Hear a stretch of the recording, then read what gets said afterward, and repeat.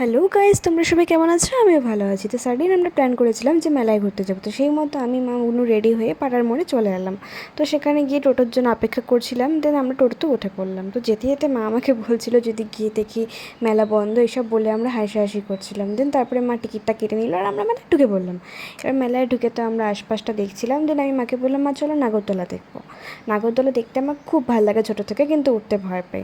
দেন তারপরে আমি বুনুকে বললাম, বুনু একটু আমার আউটফিট একটু দেখিয়ে দে আজকে, তা আমাকে একটু দেখিয়ে দেয়। দেন বুনু আমাকে ভিডিও করে দিল। আমি বুনুকে বললাম যে একটু ভিডিও কর, তো ও ভিডিও করলো।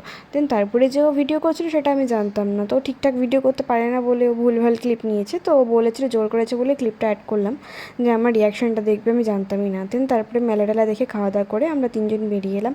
ওই যে আমার মা দূরে দূরে হাঁটছে আর আমরা পেছন পেছন আসছি, এটা অলওয়েজ হয়। দেন তারপরে আমরা টোটোতে উঠে পড়লাম। তো এই যে মা আর বুনুকে দেখিয়ে দিলাম, ওরাও দুজন ওপাশে বসেছিল। দেন আমরা ওই পাশের মন্দিরটা দেখতে দেখতে, বাড়ির সামনে মন্দিরটা দেখতে দেখতে আসছিলাম। খুব জাগ্রত মন্দির, একটু প্রণামও করে নিলাম।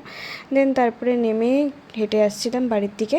এবার আমি একটা নতুন ব্যাগ কিনেছি, তো ওটাই তোমাদেরকে দেখাচ্ছিলাম যে এই দেখো একটা ব্যাগ কিনেছি ভিডিওতে। দেন তারপরে চলে এলাম। তো ভিডিওটা ভালো লাগে লাইক কমেন্ট শেয়ার সাবস্ক্রাইব করে দেবে। টাটা।